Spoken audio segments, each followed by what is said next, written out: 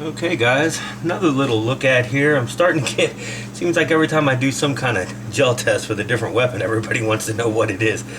I did say it in the video, but I'll go over it. I was going to show everybody this anyway. This is my EDC, this is my everyday carry gun. 90% of the time, a couple months out of the year, I do carry a different gun because it gets so damn hot and humid down here. But this is my Kimber Ultra Raptor II. I'm going to read what they say on their website. A compact, lightweight 1911, ideal for concealed carry, plus the dynamic Raptor cosmetics that make it unique. I couldn't agree more. The best sentence on the whole website. It is true. It's compact, very lightweight. It's a 1911, and it's great for concealed carry. It's perfect. There's my hand on it. It's just so perfect. No, I mean, just what a lightweight, perfect. I'm a 1911 guy. What better gun? What better pistol is there? So that's why I chose this for my everyday carry. It does hold 7+1, and if anybody wants to the ammo check me, yes, I carry gold dots. You can even see in my backup here. Gold dots.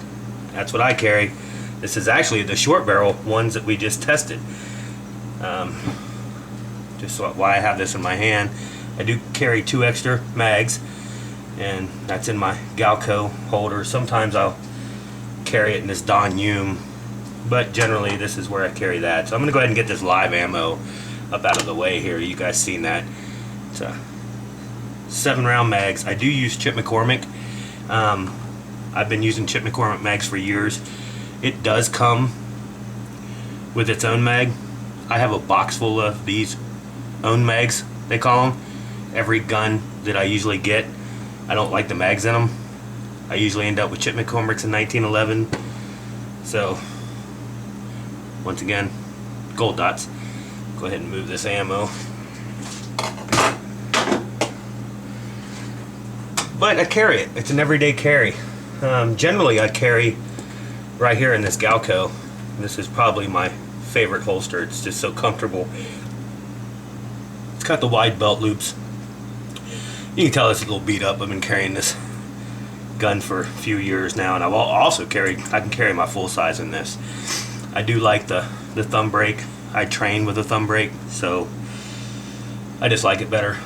Fits like a glove inside of this. Barely coming out of the holster. I mean, that just tucks right in, real close to the body. You can't beat it. I love this holster.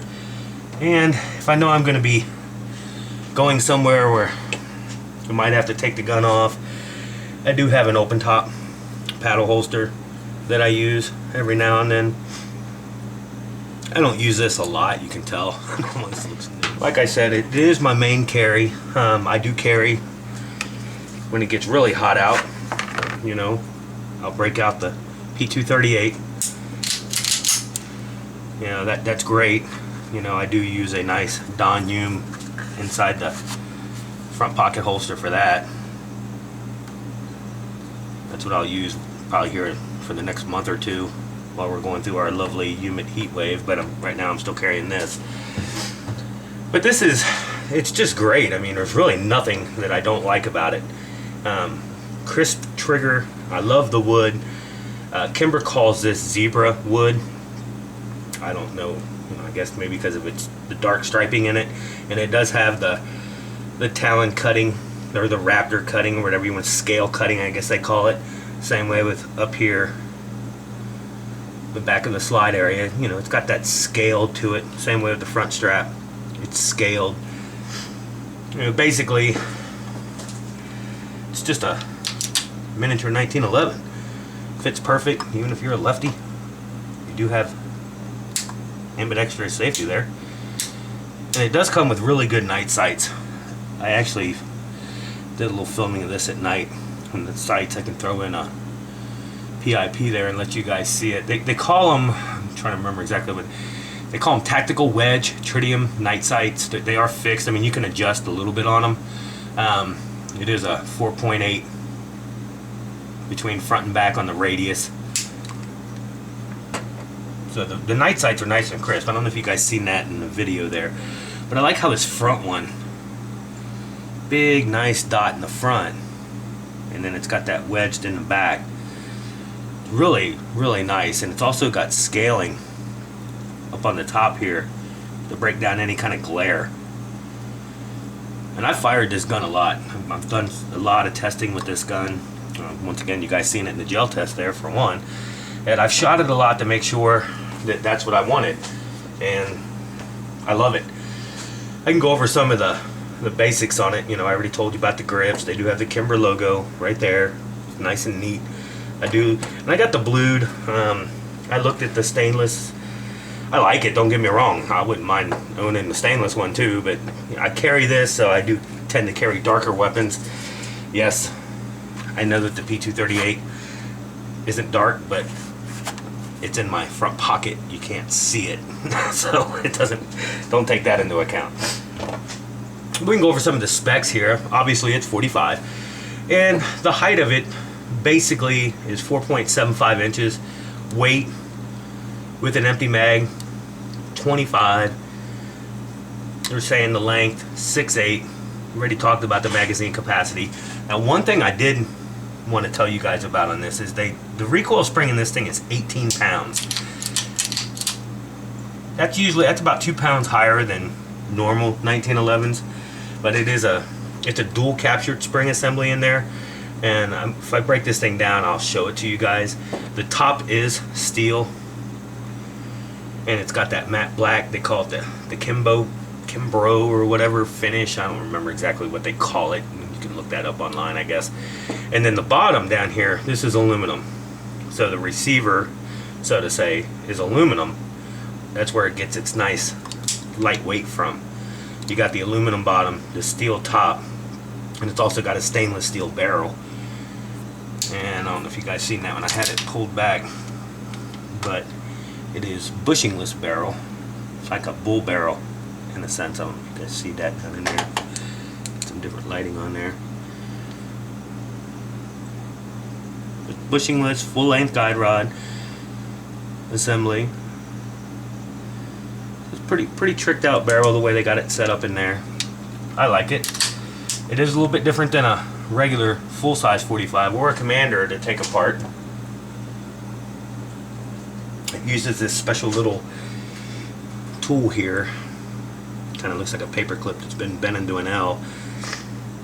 Now you can take it apart without that. I have. There's videos online. I guess everybody wanted to show everybody in the world that they could take it apart without this. Go ahead. I don't care. It's easier with this. That's why they give it to you. So if you want to be Rambo and take it apart and have to put the spring back together and all that crap, have at it. I could care less. They give you a tool for a reason. Use it. So anyway, yes, these are kind of expensive. Well worth it. The trigger alone on this, that's one thing that I really fell in love with this gun was. The trigger on this. I mean, it's phenomenal. I mean, it's so crisp. There's just no creep. There's no nothing. I mean, it's just, I would say almost perfect. I know there's no such thing as perfect in a trigger, but it doesn't get much better. I mean, man, even my Ed Brown, I mean, this is right up there with that. I mean, it's just so, breaks just so nice. I mean, I love it. I really do love this trigger. And I love the looks.